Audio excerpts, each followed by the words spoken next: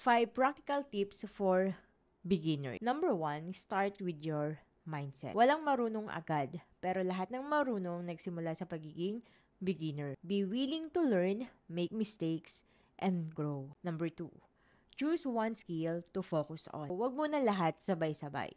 Katulad ko, nag-focus ako sa Facebook advertising. Number 3, watch, learn, and take notes. Aralin mo yung skill na napili mo, pwedeng sa mga free resources or mga paid courses. So, hindi pwede na manonood ka lang, kailangan mong i-practice kung ano yung mga matututunan mo. Number 4, build your sample work or your portfolio. O ito yung ipapakita mo sa mga prospect clients mo kahit beginner ka pa lang.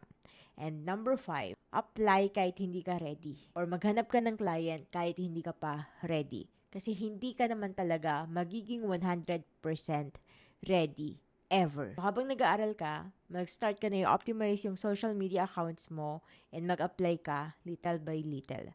Gamitin mo yung mga natututunan mo at dun ka lalo matututo. Puhunan sa online freelancing ay hindi diploma, kundi skills, consistency, at mindset.